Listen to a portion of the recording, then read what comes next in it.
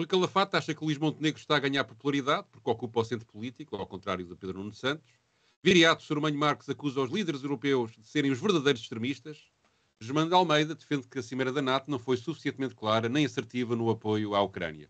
E num artigo de Fernando Araújo, o diretor executivo do Serviço Nacional de Saúde, que a ministra do PSD demitiu, lê-se o seguinte: os maus líderes anseiam em transformar as organizações da saúde em reinos feudais, onde os súbditos devem aguardar pelas ordens superiores, da corte.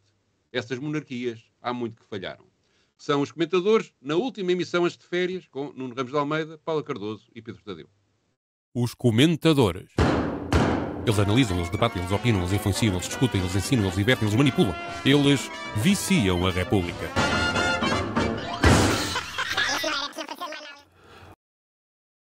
Ora viva, cá estamos para mais uma emissão de comentadores. Vamos começar pela política caseira, pelas coisas corriqueiras, pelo o banal encontro entre partidos sobre o orçamento, se vai haver ou não vai ao orçamento, se vai ou não haver uma aproximação entre PS e PSD, ou entre PSD e Chega, aquilo que tem ocupado os comentadores nos últimos tempos. Rui Calafato é um bom exemplo disso e, sobre esse assunto, fala que, a propósito das negociações entre partidos e governo, há razões para fazer um rasgado elogio ao Primeiro-Ministro Montenegro. Este Primeiro-Ministro tem um caminho. E o caminho é o centro político. Portanto, quando um dos temas políticos, onde ele mais se galvaniza, até no Parlamento, a dizer que nós apoiamos com muito orgulho António Costa para Presidente do Conselho Europeu, significa o quê? Palavra dada, palavra honrada, porque está a falar para quem? Para o centro. Ele, neste momento, está a jogar um jogo em que ele, neste momento, é que está a ocupar o centro. Enquanto, ao contrário, Pedro Nuno Santos, com algumas dificuldades, tem tido quase uma série de todos os partidos de esquerda a tentarem enjaulá-lo no tal frentismo de esquerda. Portanto, o Primeiro-Ministro está neste momento num momento de confiança e não nos esqueçamos, segunda-feira, sondagem de segunda-feira, pela primeira vez, o Primeiro-Ministro desperta mais confiança do que o Presidente da República. Mas isso não será culpa do Presidente também? Também, claro, e por causa das gêmeas, como é óbvio, mas o que é óbvio é que neste momento Luís Montenegro está num momento bom. Está muito confiante, enquanto tens dois, vamos falar disso com certeza, tens dois generais envolvidos completamente no seu labirinto, que ainda não sabem o que é que vão fazer muito bem, especialmente, neste caso, André Ventura. Paula, estas declarações foram a propósito do debate na Assembleia da República do Estado da Nação. Como é que viste esse debate? Como é que vês o Estado da Nação e o que se passou lá na Assembleia? O Estado da Nação. O debate político, enfim, tenho assistido aos debates políticos com algum desânimo, já não é de agora, portanto já vem de algum tempo. Mais uma vez porque eu entendo que não se estão a discutir os reais problemas das pessoas e do país e anda-se aqui muito na trica política. E este próprio comentário que é aqui trazido, não é? Portanto, com estes taticismos políticos, está ao centro, para quem é que ele está a falar e tudo mais, interessa mais uma leitura de facto sobre a liderança de Montenegro, sobre o momento político e o facto de se estar aqui a destacar que Montenegro inspira mais confiança do que Marcelo Rebelo de Sousa, como se isso fosse métrica para avaliar a governação. Portanto, não é. E nos primeiros 100 dias de governo nós tivemos muitos anúncios de medidas, também tivemos muitas distrações, como tem sido habitual, mas que reforçam apenas a minha confiança, não em Montenegro, mas de que esta é uma liderança orientada para proteger riqueza, que é bem diferente de promover riqueza e combater pobreza. E é interessante que neste debate, não é, em que a palavra vergonha voltou a vir ao de cima, naquela habitual troca de farpas entre governo e oposição, mas é interessante que na resposta a essas alegações de um favorecimento dos mais ricos, Luís Montenegro tenha dito que não governa para os ricos, portanto sentiu essa necessidade de clarificar esse aspecto, de dizer que governa para a criação de riqueza e fala mesmo numa ambição de tornar os pobres em ricos, que é assim uma coisa que eu acho fantástica. Como é que isto se faz? Enfim, ao mesmo tempo que temos este chefe do Executivo que diz que é preciso criar condições para que todos nós tenhamos uma habitação digna, que isto não deve ser algo que esteja aqui a ser discutido ou a ser decidido apenas em termos jurídicos, que é preciso ir além de uma série de alterações a leis. É a mesma pessoa que, não é, que revoga aqui algumas medidas que foram aprovadas no Mais Habitação, que tentavam colocar aqui um travão a este império do alojamento local, que é, aliás, algo que tem vindo a ser feito noutras realidades, onde esta crise da habitação já se manifestou muito antes de Portugal e com contornos bastante graves também, como aqueles que estamos aqui a viver. Eu tenho curiosidade em perceber no que é que isto vai dar, sobretudo a questão da habitação, porque é isso que me interessa apreciar nestas discussões sobre confiança em liderança, e nomeadamente uma das medidas que me causou um interesse maior, uma curiosidade maior, eu diria, que é a tal constituição de um grupo de trabalho que vai tentar corrigir o regime do arrendamento urbano e os erros, os desacertos que terão acontecido nos últimos 8 anos. E eu tenho bastante interesse em perceber que grupo de trabalho é este e o que é que isto vai produzir. Porque naquele pacote de medidas, e eu falo aqui da habitação porque é aquela que eu considero que é a crise, obviamente que estamos com várias, mas sem teto, sem este princípio básico, fica muito difícil, ou fica impossível nós conseguirmos e depois entrar noutras lutas. Do meu ponto de vista, enquanto, obviamente, cidadãos, e eu, enquanto inquilina, sofro em particular desse problema. Portanto, era isto que eu gostaria de ver analisado nesta apreciação à liderança de Montenegro, que, mais uma vez, a mim não me inspira a confiança que claramente está aqui a inspirar a Calafate. Nuno, também partilhas esta confiança no Luís Montenegro? Julgo que não. Esta ideia de que o Montenegro governa ao centro é uma ideia propagandística e performativa, porque na realidade ele governa para quem quer governar. Quando a gente vai ver, normalmente o Partido Socialista, o PSD, acusa que o Partido Socialista não está a ver a economia toda e que, ao privilegiar determinados setores com os outros, em relação aos outros, não vê a economia toda. Mas, na realidade, quando a gente vê as medidas do governo, das 60 medidas da economia, 20 e tal são para o setor do turismo. Ora, privilegiar o setor do turismo nesta altura significa privilegiar os baixos salários, a falta de investimento do ponto de vista científico e do aumento da qualidade do trabalho, a falta de desenvolvimento do país, porque significa acantoná-lo apenas num setor lucrativo, mas dependendo de ondas, de baixos salários. Simultaneamente, quando a gente vê que o governo resolveu uma coisa que o Partido Socialista devia ter resolvido há muito, que foi a situação dos professores e a situação das forças de segurança, também verifica que aquilo que se vai gastar na resolução desses problemas, que há muito deviam ter sido resolvidos pelo governo do Partido Socialista, que andou 8 anos a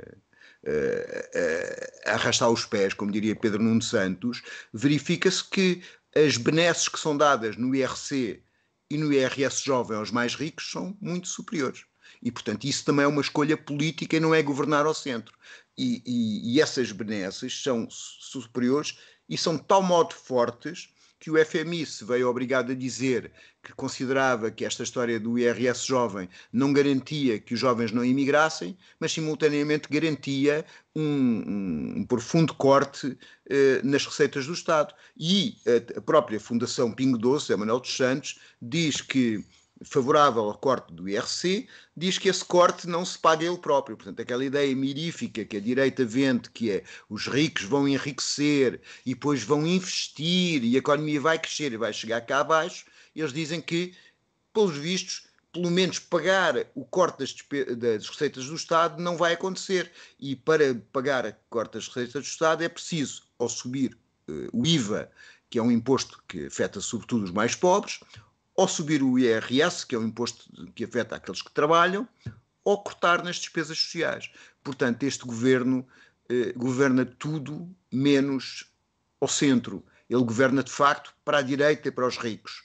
Diferente é a percepção propagandística que é dada, porque há aqui vários fatores que fazem que haja uma leitura enviesada da possibilidade deste governo. Um deles é o falhanço do governo do PS, que não resolveu os problemas, e outro é um completo domínio da comunicação social de linhas políticas na posição do governo, ou até muito mais à direita que o governo.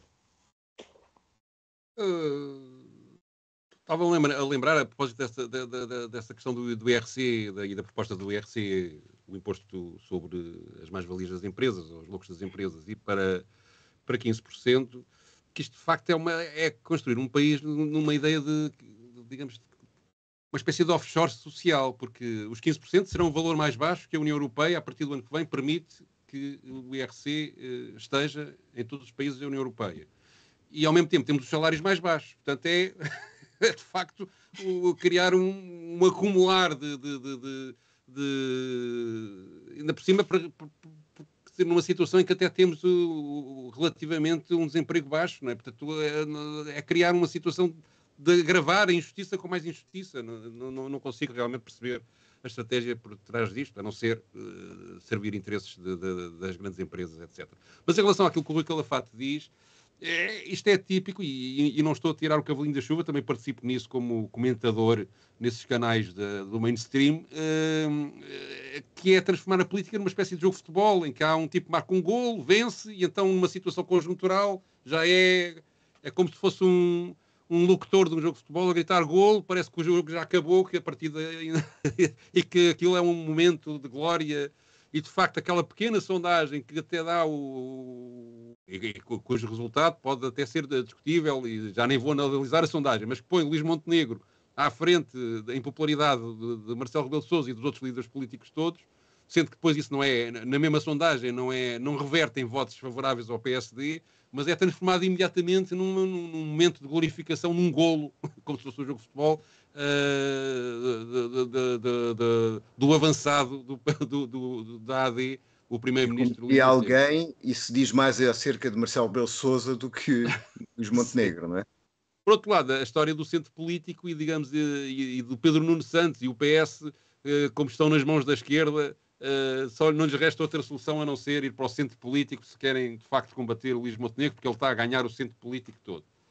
Este é o argumento que tem levado ao longo dos 50 anos de democracia a levar sistematicamente o PS em campanha eleitoral a ter um discurso à esquerda e, quando chega ao governo, a estragar tudo, não é? E atrair as pessoas, ou uma parte das pessoas, pelo menos, que tenha votado nelas. E, aliás, sobre isto, penso que é mais relevante a própria pressão interna que a ala direita, passa a expressão, dentro do PS, que faz sobre Pedro Nuno Santos e que empurra, de facto, o PS para negociações sobre orçamento, para provavelmente viabilizar o orçamento de Estado, do que propriamente até a pressão mediática que é feita também a que se junta também a pressão do Presidente da República para que o líder do PS vá nesse sentido.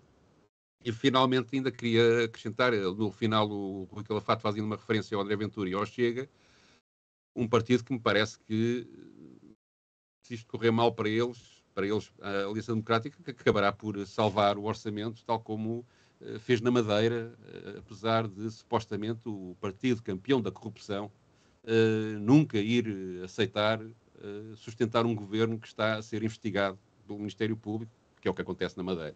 E, portanto, quando as coisas apertam, o Chega há de responder à chamada, digo eu. Passemos a outro assunto. Viriato Sormanho Marques, que é um professor universitário, um ecologista e também colunista no Diário de Notícias, deu uma entrevista à RTP muito diferente do que é normal nas entrevistas que vemos nos últimos tempos, sobre assuntos internacionais, e apresentou uma visão contracorrente sobre o que é, afinal, o extremismo na Europa. Vamos ouvir. Agora, outro exemplo de que é preciso ter cuidado com a expressão dos radicais é o caso na Europa de duas personalidades. O presidente Orbán, o primeiro-ministro da Hungria, primeiro-ministro da Hungria, Orbán, o Viktor Orbán, que geralmente é bête noire, não é? Da política europeia, da União Europeia. Pela sua, enfim, alguns abusos, não é? Em termos internos, mas na política externa ele fez agora um périplo por Kiev, foi muito criticado na União Europeia. É isso que eu vou dizer. Ou seja, ele fez um périplo a tentar encontrar condições para dialogar para uma paz efetiva, ou seja, para o cessar-fogo, não é? Eu faço uma diferença entre o fim das hostilidades e um tratado de paz. Eu penso que precisamos de um cessar-fogo, como temos um cessar-fogo na Coreia desde 53. Entre a Coreia do Norte e a Coreia do Sul. Exatamente. Ele foi a Kiev, foi a Moscou, foi a Pequim. E foi a Mar-a-Lago. Foi a Mar-a-Lago falar com o Trump. Exatamente. E o que é que acontece? Temos no Parlamento uma série de gente que quer puni-lo, já se fala em retirar o direito de voto à Hungria, e, por outro lado, a mesma União Europeia elege para alta representante para os negócios estrangeiros e política de defesa uma jovem, tem 47 anos, para uma função diplomática... Uma jovem, compararmos com a democracia americana. Claro.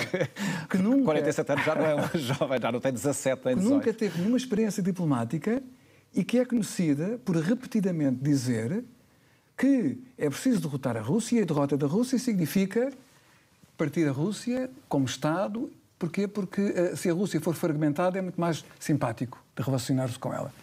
Isto é, quem é que é radical? É quem procura a paz ou quem tem um discurso incendiário? E como é que é possível a União Europeia hoje rever-se numa personalidade dessas?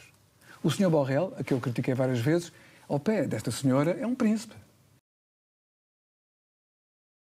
Nuno, quem é que é afinal radical? Bem, não sei muito o que dizer, mas na realidade nós estamos numa situação em que as pessoas e os países e os Estados são processados se não estiverem na doutrina da guerra e na doutrina da NATO. Quer dizer, eu não tenho nenhuma simpatia pelo Orbán, mas que eu saiba, a Hungria não passou a Estado não independente e não deixou de ter governo, e esse governo pode fazer as demarches que quiser em relação à política externa. Não depende do direito de pernada da União Europeia. Não é por ele ser, na altura, o presidente, enfim, o presidente de turno, no sentido que as cimeiras da União Europeia, supostamente agora vão ser na Hungria durante uns tempos, que passou a haver uma confusão de qual é a política da Hungria com a política da União Europeia. E o facto de se pretenderem fazer medidas que são contra o próprio tratado, não é? A suspensão do direito de voto, um conjunto de medidas é muito grave. E, por outro lado, a posição da alta representante dos negócios exteriores, ou da alta representante da União Europeia, a primeira-ministra daquele maravilhoso país báltico, entra muito bem no discurso putinista, porque aquilo que a Rússia de Putin afirmava é que a guerra da Ucrânia era devida a um cerco da NATO ao país e a uma vontade de desmembrar a Rússia. Portanto, ela parece confirmar com os seus argumentos os piores receios da Rússia, quando a questão, obviamente, só se pode resolver num quadro de paz em que se respeitem os direitos da Ucrânia e dos ucranianos e os direitos de segurança dos russos e das minorias russas no Estado ucraniano. Portanto, parece-me de facto que nós estamos no crescimento do extremismo e no acelerar da guerra e de tornar possível e imaginável um conflito à escala global. Porque aqui o que o discurso, e nós vamos ver a seguir com outro clipe, aqui o que o discurso conduz é a normalização do esforço de guerra, a inviabilização da possibilidade de tentar um acordo de paz ou cessar-fogo que ponha cobro à morte de centenas de milhares de pessoas e uma possibilidade completamente ilusória de uma vitória militar de algum dos lados. Eu, embora esteja de acordo com o que o Viriato Surmanho Marques disse, há uma crítica que eu lhe tenho que fazer, que é ele tem uma contradição insanável no seu discurso. Ele é um federalista. Ele acha que a União Europeia se devia federalizar. E, portanto, não sei se ainda mantém essa posição, mas durante muitos anos escreveu, eu trabalhei no Diário Notícias e acompanhei a edição dos textos dele muitas vezes, escreveu a favor de uma Europa federal, em que era preciso portanto, do ponto de vista de política externa, haver uma política externa comum completamente consolidada e, portanto, estamos a ver o que é que essa política externa comum pode dar. Pode dar situações como esta que ele aqui critica e, portanto, penso que, de facto, também o próprio papel da política externa da União Europeia e as ideias de federalização que uma parte da esquerda tem, esta situação da guerra na Ucrânia está a demonstrar que isso é um perigo para a independência das nações em muitos aspectos e que devíamos ver as relações com a União Europeia, por um lado, com proximidade, sim senhor, mas com sentido crítico e tentando evitar que a soberania dos Estados seja sistematicamente comprometida cada vez mais, até em pormenores cada vez mais pequeninos.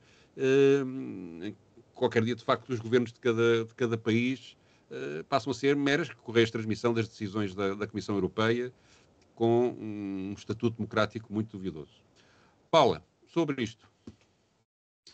Olha, eu só acrescentaria esta ideia que fica de que parece que a União Europeia até pode estar assim um bocado baralhada e que, por um lado, critica o Orbán, depois, por outro lado, manifesta aqui este apoio a Kallas, não é? Esta que era até bem pouco tempo ex-primeira-ministra da Estónia, quando, obviamente, a Estónia tem sido um dos países, não é? Um dos Estados que mais tem apoiado este esforço de guerra, este apoio à Ucrânia, desde o início. Portanto, há aqui um alinhamento em relação àquelas têm sido as escolhas a nível do bloco europeu. Aliás, não é por acaso que esteve a ser ponderada para se tornar a secretária-geral da NATO. Portanto, isso chegou a estar a ser cogitado e depois acabou por não acontecer ali por causa de uma escandaleira que surgiu no caminho, segundo aquilo que se diz. Mas o que é facto é que esse alinhamento já vem de longe, portanto, não é algo que surge agora. Portanto, a mim não me espanta que, a nível da União Europeia, que exista de facto essa validação. E depois aqui também trazer essa comparação com o Orbán, isso é que para mim não faz qualquer sentido, sobretudo nesta perspectiva do acreditar na bondade da missão de paz do Orbán, acho que é bastante ingênuo. Portanto, é uma figura que não dá ponto sem nó, portanto não acredito, muito honestamente, que exista de facto uma intenção de mediar seja o que for. Portanto, esta ideia de que de um lado temos alguém que defende a paz, embora tenha ali umas questões internas, foi isto que foi apresentado nestes termos, e que do outro lado temos alguém que, coitadinha, portanto, defende a guerra e que era isto que nós deveríamos estar a evitar, e de facto deveríamos, mas não é isso que a União Europeia está a evitar desde o início. Portanto, acho que é comparar o que não é comparável, muito honestamente. E depois também assinalo que eu não tenho problemas nenhuns com radicais. Eu acho que é importante ir à raiz dos problemas e que é dessa forma que as coisas se resolvem. Portanto, esta poluição da palavra é algo que eu não subscrevo. Muito bem. No site da SIC Notícias há agora uma rubrica, há uns tempos, em que os comentadores fazem aquilo que eles chamam umas curtas em formato de telemóvel, e aí Germano Almeida resolveu fazer umas afirmações sobre a Cimeira da NATO para concluir que, bem vistas as coisas, o apoio à Ucrânia contra a Rússia não foi suficiente. A Ucrânia já sabia que não ia ser convidada já para entrar na NATO. Não pode, porque estando em guerra, o artigo 5º teria que ser ativado. Seria uma declaração de todos os Estados-membros de guerra à Rússia. Mas o tal caminho irreversível para entrar na Aliança Atlântica não deixa de ser um passo em frente. A grande questão que se coloca é que a Ucrânia vai poder entrar na NATO e quando, porque mais importante do que saber quando é que entra, é preciso perceber que tipo de condições vamos dar à Ucrânia para resistir para que esse momento um dia possa mesmo chegar. Zelensky deu o mote. A melhor forma de garantir a paz é mostrar força para que o agressor perceba que não compensa tentar a invasão. E é neste ponto, quase 2 anos e meio, que ainda estamos. As antiaéreas são importantes, a noção de que a partir do próximo ano pelo menos 40 mil milhões continuam a dar-se à Ucrânia também é importante. A formação, a assistência em hubs como a Polónia e a Alemanha são vias para reduzir a dependência em relação aos Estados Unidos. Há acordos bilaterais a avançar e interoperabilidade a garantir-se porque há sistemas bem diferentes uns dos outros a dar à Ucrânia. Mas a noção que sai também da Cimeira de Washington é que ao fim de 2 anos e meio ainda não encontramos uma forma de sermos mais claros e assertivos para perceber uma coisa: ajudar a Ucrânia a resistir à invasão russa não é caridade com a Ucrânia, é defender o nosso quadro de valores e defender a nossa arquitetura de segurança. Temos que perceber isso, porque se formos hesitantes, vacilantes e relativistas relativamente a isso e à ameaça da Rússia, depois pode ser tarde demais. Aqui um exemplo mais papista que o Papa, mais papista que a própria NATO. O Germano de Almeida tem recorrentemente feito comentários nesta matéria da guerra que ultrapassam até aquilo que muitas vezes é dito pelas entidades oficiais da NATO e pelas lideranças dos Estados Unidos, da Comissão Europeia, e portanto é um entusiasta desta situação em nome da defesa dos valores ocidentais, que é algo que eu também não consigo muito perceber, porque acho que a Rússia é um bocado ocidental, mas enfim, posso ser que esteja enganado e que a cultura russa que nós... E a Ucrânia é um bocado oriental, não é? E a Ucrânia, pois, e toda a cultura russa e ucraniana, aliás, que incorporamos na nossa cultura ocidental, deve ser um enxerto, uma coisa completamente antinatura, e portanto é por isso que nós temos que defender a civilização ocidental. Mas enfim, vou conter-me um bocadinho. Paula, sobre isto, o que dizes? Olha, antes de mais eu gostava de perceber quais é que são os valores europeus, não é? Este quadro de valores europeus, porque para mim não estão claros. Tendo em conta que as ações demonstram que pesa mais na balança os equilíbrios de poder que existem a cada momento, os interesses económicos, enfim, e menos a promoção da paz e da justiça. Mas numa coisa estou de acordo, o apoio à Ucrânia não é caridade, é negócio, não é? E os senhores da guerra, não é? Voltaram a anunciar em Washington, portanto, mais dinheiro. Portanto, nós estamos a falar de mais 40 mil milhões de euros. Portanto, é incrível como é que, afinal, existe tanto dinheiro para disponibilizar em determinadas frentes, não é? E na frente bélica, claramente, não há aqui limitações. Os Estados Unidos têm sido os grandes patrocinadores, não é, deste esforço de guerra, e depois, os republicanos têm vindo aqui a manifestar a sua oposição, com o destaque para Trump, não é, que agora já está oficialmente candidato, e o Trump tem vindo a dizer que devem ser os europeus a pagar a proteção. Portanto, esta cimeira também acabou por trazer aqui um mecanismo para salvaguardar uma mudança aqui em termos de política dos Estados Unidos neste apoio à Ucrânia. Mas aqui falta fazer contas ao quão lucrativa, não é, tem sido esta ofensiva. E há indicadores do início deste ano, que é daquele American Enterprise Institute, que fala em 90% desse apoio que tem sido ou que já foi disponibilizado pelos Estados Unidos, ficou no país. Portanto, ficou no país, que já houve a criação de mais 100 unidades, cerca de 100 novas unidades de produção de armamento ligado a esta indústria bélica, criando empregos diretos em 38 Estados, portanto, e indiretos em todos os outros. Portanto, os Estados Unidos, obviamente, estão a capitalizar, como fazem com tudo, a capitalizar esta guerra, e agora a Europa também está a entrar, portanto, paulatinamente nesse jogo, nessa disputa de lucros. Portanto, aqui o que eu vejo é que esta postura é que é uma ameaça aos valores europeus, e não esta questão que está sempre a ser colocada como se já não houvesse nenhum caminho para a paz, não é? Que é o que importa aqui é ganhar a Rússia, não deixar a Rússia ganhar, e eu não vejo nestas discussões uma preocupação efetiva com a promoção da paz, porque claramente há outros interesses que acabam por se impor. Nuno. Bom, eu vejo esta tomada de posição em geral na comunicação social e de muita gente, uma tomada de posição que é diferente conforme o país em que se ocupa e a região do mundo em que se ocupa.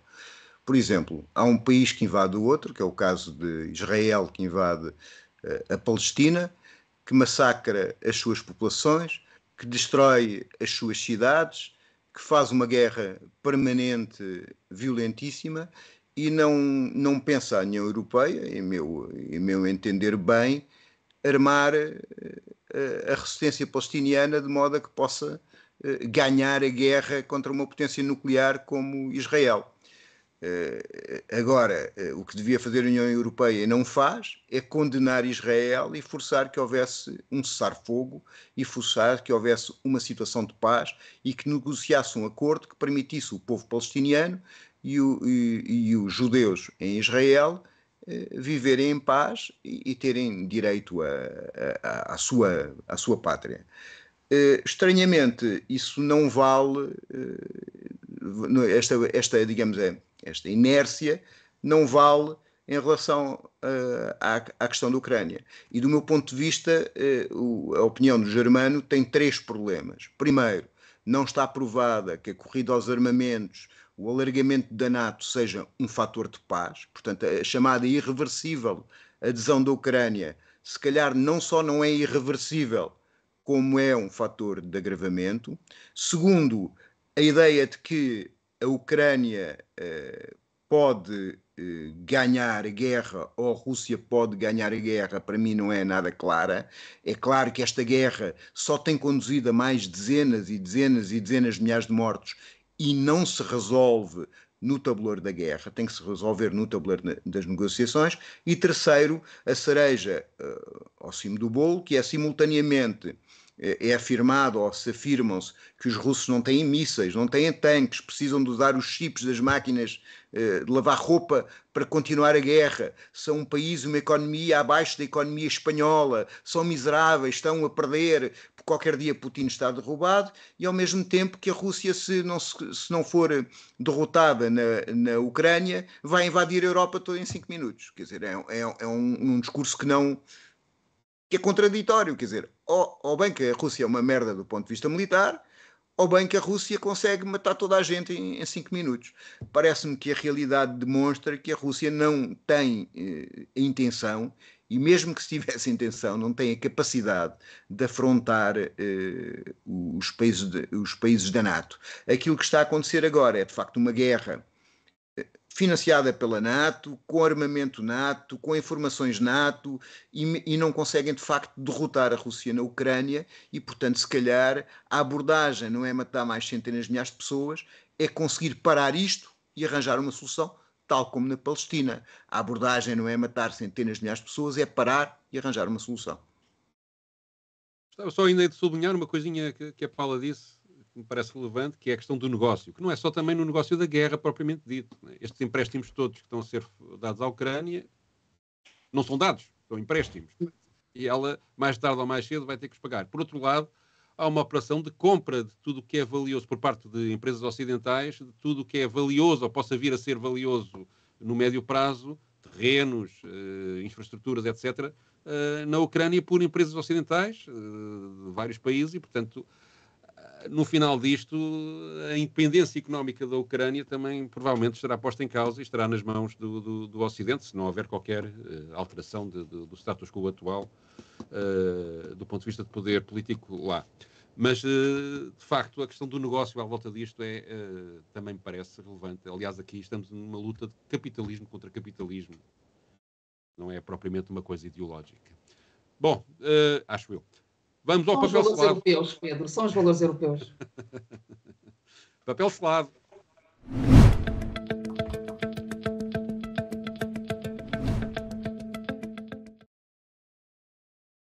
Há aqui uma frase que até parece que tem a ver com a economia. A má moeda tende a expulsar a boa moeda. Uma frase que uma vez Cavaco Silva disse sobre Santana Lopes. Tenho a impressão que tem a ver com isso. E é um texto publicado no Expresso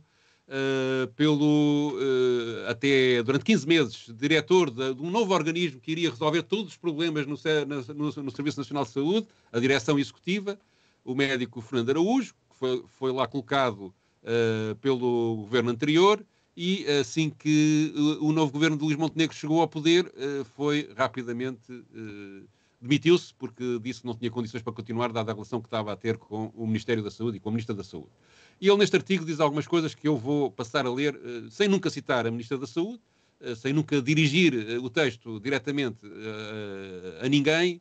Diz que temos assistido no Serviço Nacional de Saúde, nos últimos tempos, na praça pública, ao anúncio de ameaças veladas de responsabilização, leia-se demissão, das administrações das unidades de saúde, por listas de espera nas cirurgias ou respostas nos serviços de urgência, ou à culpabilização por problemas que nem são do seu âmbito. Mais à frente, os políticos que tendem a apontar o dedo aos outros minam a autoridade e a credibilidade e levam a uma falta de cooperação entre as equipas.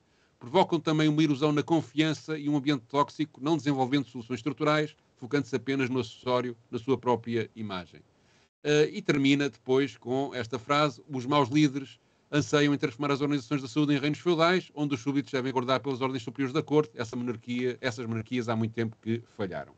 É, portanto, obviamente, uma crítica à Ministra da Saúde, sendo que, de facto, há aqui uma conjunção de fatores que têm estado a destruir o Serviço Nacional de Saúde e a criar condições para que as soluções não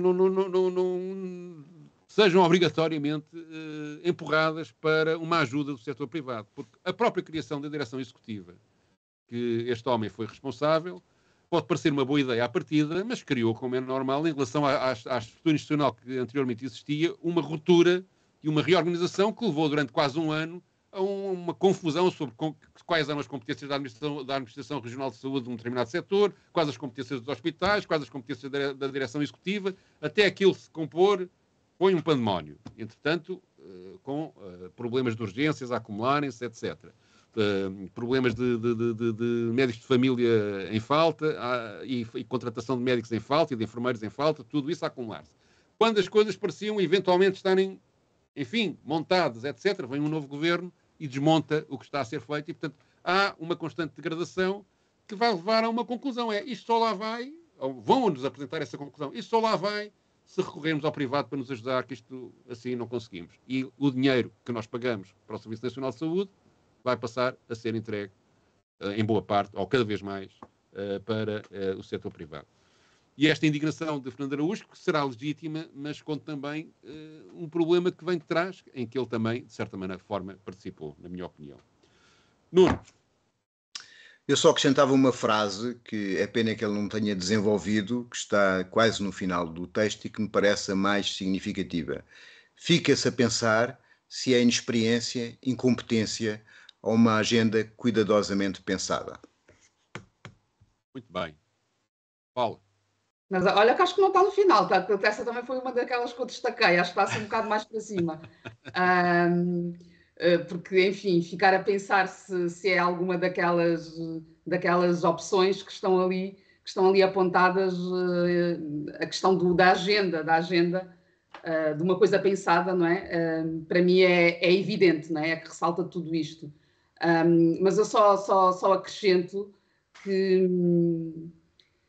lamento, não é? Porque eu subscrevo as ideias, digamos assim, que estão neste artigo, no sentido desta diferença entre liderança e que há um preço, de facto, em ser líder e que não basta chegar, nomear, dar ordens, portanto é preciso, de facto, dar o exemplo, e isso é que é muito mais difícil de fazer. Obviamente subscrevo isso, mas acho que era importante discutirmos questões mais concretas, daquilo que não está a acontecer, que deveria acontecer a nível de SNS, e quando houve esta discussão destes puxões de orelhas que foram feitos em público, houve depois logo ali uma demissão e depois a própria administração do hospital que se demite vem falar sobre as condições, não é? Esta questão do estamos a administrar o quê? Portanto, como é que estamos a ser responsabilizados de alguma coisa quando foram solicitados uma série de meios que depois, portanto, não são disponibilizados. Portanto, até que ponto é que a responsabilidade, e esta ideia que é aqui trazida, da diferença entre responsabilidade e culpa, também acho que é fundamental. E seriam esses exemplos que eu gostaria de ver trazidos. Portanto, em vez de ser apenas esta ideia de que não temos líderes, não temos tido líderes, porque é isso que para mim fica, e que era bom que tivéssemos, mas então qual é que é o caminho? Ou seja, dentro do SNS, o que é que tem de ser feito e o que é que não tem estado a funcionar para evitar justamente que essa tal agenda pensada acabe por vingar. E é um bom exemplo do sucesso da governação de Luís Montenegro. Aquilo que se tem passado na saúde nos últimos 100 dias é, de facto, um bom exemplo. Bom, olha, Nós vamos de férias. Eu, por mim, só volto depois da festa do Avante. Lamento muito. Portanto, só lá para setembro. Espero que se divirtam, descontraiam e apanhem um bocadinho de sol, que faz bem a toda a gente, mas não exagerem. Até à próxima. Boas férias. Os comentadores. Eles analisam, eles debatem, eles opinam, eles influenciam, eles discutem, eles ensinam, eles divertem, eles manipulam. Eles viciam a República.